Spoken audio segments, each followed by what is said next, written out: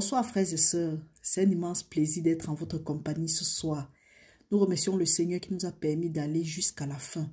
Aujourd'hui, nous avons fini avec le 3e jour. Demain, nous entamons le 4e jour. Mes frères, mes sœurs, nous devrons glorifier le Seigneur, lui remercier pour tout ce qu'il a opéré dans nos vies.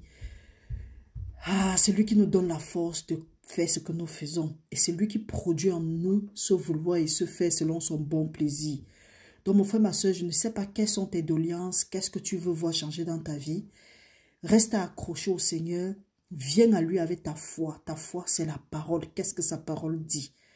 Et tu seras surpris ou surprise de comment est-ce que Dieu va se manifester dans ta vie. Aujourd'hui, le matin, nous avons demandé au Seigneur de nous instruire, de nous conseiller, de nous guider et de nous montrer le chemin par lequel nous allons marcher. Il nous a fait savoir qu'il entoure le juste, il environne le juste de sa grâce et qui nous environne de ses champs de délivrance. En journée, nous avons vu que nous devrons produire les fruits dignes de repentance afin d'entrer dans le royaume de Dieu. Donc mes frères, mes sœurs, plus tard nous avons lu que pour produire les fruits dignes de repentance, nous devrons nous laisser conduire par le Saint-Esprit. Parce que ce n'est ni par la force, ni par la puissance, mais c'est par l'Esprit de Dieu. Nous savons, il y a un passage qui dit que, Paul dit que ce qu'il veut faire, il ne le fait pas, mais ce qu'il ne veut pas faire, c'est ça qu'il fait. Donc mes frères, mes sœurs, très souvent, si nous voulons voir les choses se manifester positivement dans nos vies, nous devons nous laisser conduire par le Saint-Esprit de Dieu. Se laisser conduire par le Saint-Esprit de Dieu veut dire, nous devrons faire ce que Dieu veut de nous. Si Dieu dit abandonne tel péché, abandonne. Dieu te dit fais ceci, fais. Dieu dit que ça là je ne veux pas, tu ne fais pas. C'est-à-dire nous devons avoir la crainte de l'Éternel. La crainte de l'Éternel, ce n'est pas que si tu fais ce qui ne va pas, Dieu va te taper, non. La crainte de l'Éternel, c'est seulement respecter ses commandements, ses préceptes et ses ordonnances et les mettre surtout en pratique. Parce qu'il dit que ce n'est pas ceux-là qui écoutent la parole de Dieu, mais ce sont ceux-là qui pratiquent la parole de Dieu. Donc mes frères, mes sœurs, comme vous savez, nous allons faire notre prière du soir et nous allons demander au Seigneur. Nous avons lu aujourd'hui que nous sommes comme des arbres. Quand nous méditons la parole de Dieu nuit et jour, nous sommes comme des arbres plantés au bord d'un courant d'eau qui donne ses fruits en sa saison et dont les feuilles ne flétrissent point. Et on a du succès dans tout ce que nous faisons. Donc mes frères, mes sœurs, notre sincère prière, c'est que nous méditons la parole de Dieu parce que nous voyons à plusieurs reprises que si nous voulons avoir du succès, nous devrons méditer la parole de Dieu. Oui, peut-être tu ne médites pas, mais si tu poses les actes, si tu ne médites pas la parole de Dieu, disons comme ça, si tu ne médites pas la parole de Dieu et tu veux le succès, c'est que c'est seulement quelque chose qui va, ce n'est qu'une question de temps pour que ça tombe. Or, la parole de Dieu restait pour l'éternité.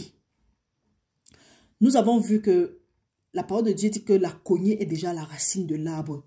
L'arbre ici là représente l'être humain. Nous avons vu cette parabole-là. Donc mon frère, ma soeur, produisons les fruits dignes de repentance et prions que le Seigneur, comme nous avons prié aujourd'hui, que nous soyons remplis du Saint-Esprit de Dieu, que le Saint-Esprit de Dieu nous guide et que nous soyons baptisés de feu et de Saint-Esprit. Parce que si nous ne demandons pas ça, il sera difficile pour nous de faire certaines choses. Parce que c'est écrit que ce n'est ni par la force, ni par la puissance, mais c'est par l'Esprit de Dieu. Donc pour ce soir, nous allons prier au nom puissant de Jésus-Christ et nous allons nous inspirer du livre de Psaume 92. Vous savez, nous lisons et nous venons en un accord avec la parole de Dieu parce que nous savons que la parole de Dieu, Jésus-Christ a dit dans Jean 6 que la chair ne sert à rien, c'est l'esprit qui vivifie. Les paroles que vous annoncez sont esprit et vie. Donc chaque parole que tu prononces, c'est l'esprit que tu es en train d'envoyer. Et nous pouvons lire aussi dans Psaume 103, verset 22 à 23, qui dit « Bénissez l'Éternel, vous ses anges, qui êtes puissants en force et qui n'obéissez qu'à la parole de Dieu. » Donc, si nous voulons que les anges agissent en notre faveur, parce que la parole de Dieu nous dit quelque part dans Ephésiens 1, 28 ou 24, que les anges sont des esprits. Les esprits sont des anges au service de l'Éternel, assignés à exercer un ministère en faveur de ceux-là qui ont hérité le salut. Donc toi tu as hérité le salut, moi j'ai hérité le salut. Donc quand nous ouvrons nos bouches, nous proclamons la parole de Dieu, les anges se mettent à l'œuvre. Frères et sœurs, lisons notre passage et venons en un accord avec le Seigneur. parce que tu es en un accord avec moi, je suis en un accord avec toi, et que nous sommes en accord avec ce que Dieu dit. Il dit dans sa parole que là où 2 et 3 personnes sont réunies en son nom, il est parmi eux. Venons en un accord, lisons au nom du Seigneur et sachez qu'ici on lit toujours en nous parce que nous sommes ensemble. Nous allons lire au nom du Seigneur. La parole de Dieu dit, il est beau de louer l'Éternel et de célébrer ton nom très haut. D'annoncer le matin ta bonté et ta fidélité pendant les nuits, sur l'instrument à 10 cordes et sur le luth, au son de la harpe. Tu me réjouis par tes œuvres, ô Éternel, et je chante avec allégresse l'ouvrage de tes mains. Que tes œuvres sont grandes, ô Éternel, que tes pensées sont profondes. L'homme stupide n'y connaît rien, et l'insensé n'y prend point garde. Si les méchants croissent comme l'herbe, si tous ceux qui font le mal flétrissent, c'est pour être anéantis à jamais. Mais toi, tu es le Très-Haut, à perpétuité, ô Éternel, car voici tes ennemis, ô Éternel, car voici tes ennemis périssent. Tous ceux qui font le mal sont dispersés, et tu nous donnes la force du buffle. Nous sommes arrosés avec une huile fraîche. Notre œil se plaît à contempler nos ennemis, et nos oreilles à entendre nos méchants adversaires. Les justes croissent comme le palmier, ils s'élèvent comme le cèdre du Liban, plantés dans la maison de l'Éternel. Ils prospèrent dans les pavis de notre Dieu. Ils portent encore des fruits dans la vieillesse et ils sont pleins de sève et ferdoyants pour faire connaître que l'Éternel est juste. Il est mon rocher et il n'y a point en lui d'iniquité. Au nom puissant de Jésus-Christ, nous avons prié.